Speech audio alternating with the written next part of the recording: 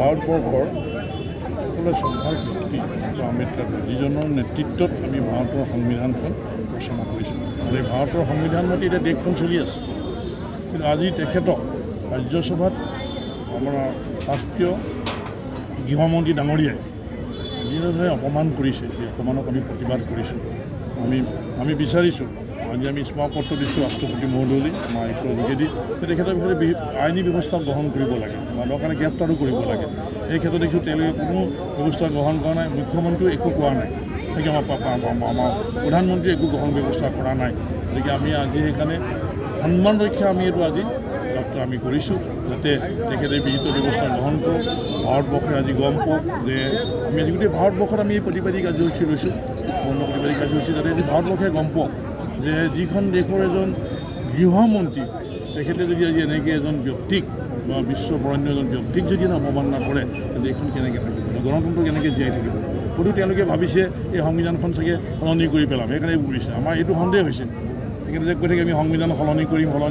তেওঁলোকে সেইকাৰণে আজি যদি সংবিধানখন এটা অপমান কৰিছে, গতিকে আমি ইয়াৰ প্ৰতিবাদ কৰিছোঁ। প্ৰতিবাদী কাৰ্যসূচী লৈছোঁ, শান্তিপূৰ্ণ প্ৰতিবাদী কাৰ্যসূচী। ইতিমধ্যে আমাৰ বিধায়ক মহোদয়ে কৈছে, কেলে কৰিছোঁ মই কৈছোঁ যে আমাৰ এজন ভাৰতবৰ্ষৰ সকলোৱে শ্ৰদ্ধাৰ ব্যক্তি ডক্টৰ আম্বেদকাৰ যিজনৰ নেতৃত্বত আমি ভাৰতৰ সংবিধানখন ৰচনা কৰিছিলোঁ আৰু এই ভাৰতৰ সংবিধান মতে এতিয়া দেশখন চলি আছে। কিন্তু আজি তেখেতক ৰাজ্যসভাত আমাৰ ৰাষ্ট্ৰীয় গৃহমন্ত্ৰী ডাঙৰীয়াই যিদৰে অপমান কৰিছে, সেই অপমানক আমি প্ৰতিবাদ কৰিছোঁ। আমি বিচাৰিছোঁ, আজি আমি স্মাৰকপত্ৰ দিছোঁ ৰাষ্ট্ৰপতি মহোদয়লৈ আমাৰ আয়ুক্তৰ যোগেদি, তেখেতৰ বিষয়ে আইনী ব্যৱস্থা গ্ৰহণ কৰিব লাগে বা দৰকাৰে গ্ৰেপ্তাৰো কৰিব লাগে। এই ক্ষেত্ৰত দেখিছোঁ তেওঁলোকে কোনো ব্যৱস্থা গ্ৰহণ কৰা নাই, মুখ্যমন্ত্ৰীও একো কোৱা নাই, গতিকে আমাৰ প্ৰধানমন্ত্ৰীয়ে একো গ্ৰহণ ব্যৱস্থা কৰা নাই। গতিকে আমি আজি সেইকাৰণে সন্মান ৰক্ষা আমি এইটো আজি যাত্ৰা আমি কৰিছোঁ, যাতে তেখেতে বিহিত ব্যৱস্থা গ্ৰহণ কৰক।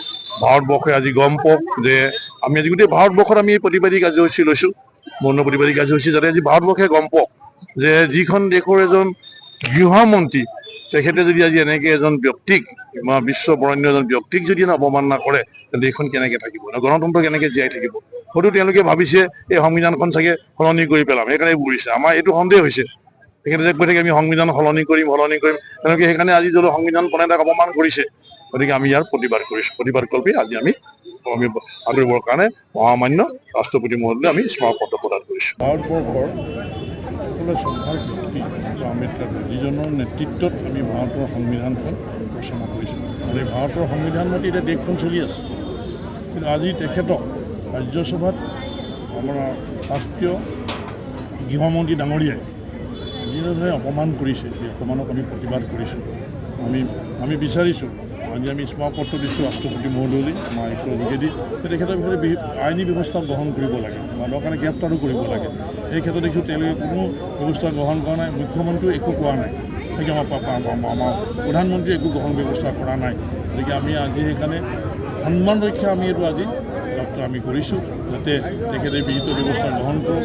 ভাৰতবৰ্ষে আজি গম পাওক যে আমি আজি গোটেই ভাৰতবৰ্ষত আমি এই প্ৰতিবাদী কাৰ্যসূচী লৈছোঁ, অন্য প্ৰতিবাদী কাৰ্যসূচী, যাতে আজি ভাৰতবৰ্ষে গম পাওক যে যিখন দেশৰ এজন গৃহমন্ত্ৰী তেখেতে যদি আজি এনেকৈ এজন ব্যক্তিক বা বিশ্ব বৰেণ্য এজন ব্যক্তিক যদি অপমান নকৰে, দেশখন কেনেকৈ থাকিব, গণতন্ত্ৰ কেনেকৈ জীয়াই থাকিব। হয়তো তেওঁলোকে ভাবিছে এই সংবিধানখন চাগে সলনি কৰি পেলাম, সেইকাৰণে এইবোৰ কৰিছে। আমাৰ এইটো সন্দেহ হৈছে, তেখেতে যে কৈ থাকে আমি সংবিধান সলনি কৰিম। তেওঁলোকে সেইকাৰণে আজি যদি সংবিধানখন এটা অপমান কৰিছে, গতিকে আমি ইয়াৰ প্ৰতিবাদ কৰিছোঁ। প্ৰতিবাদী কাৰ্যসূচী লৈছোঁ, শান্তিপূৰ্ণ প্ৰতিবাদী কাৰ্যসূচী। ইতিমধ্যে আমাৰ বিধায়ক মহোদয়ে কৈছে, কেলে কৰিছোঁ মই কৈছোঁ যে আমাৰ এজন ভাৰতবৰ্ষৰ সকলোৱে শ্ৰদ্ধাৰ ব্যক্তি ডক্টৰ আম্বেদকাৰ যিজনৰ নেতৃত্বত আমি ভাৰতৰ সংবিধানখন ৰচনা কৰিছিলোঁ আৰু এই ভাৰতৰ সংবিধান মতে এতিয়া দেশখন চলি আছে। কিন্তু আজি তেখেতক ৰাজ্যসভাত আমাৰ ৰাষ্ট্ৰীয় গৃহমন্ত্ৰী ডাঙৰীয়াই যিদৰে অপমান কৰিছে, সেই অপমানক আমি প্ৰতিবাদ কৰিছোঁ। আমি বিচাৰিছোঁ, আজি আমি স্মাৰকপত্ৰ দিছোঁ ৰাষ্ট্ৰপতি মহোদয়লৈ আমাৰ আয়ুক্তৰ যোগেদি, তেখেতৰ বিষয়ে আইনী ব্যৱস্থা গ্ৰহণ কৰিব লাগে বা দৰকাৰে গ্ৰেপ্তাৰো কৰিব লাগে। এই ক্ষেত্ৰত দেখিছোঁ তেওঁলোকে কোনো ব্যৱস্থা গ্ৰহণ কৰা নাই, মুখ্যমন্ত্ৰীও একো কোৱা নাই, গতিকে আমাৰ প্ৰধানমন্ত্ৰীয়ে একো গ্ৰহণ ব্যৱস্থা কৰা নাই।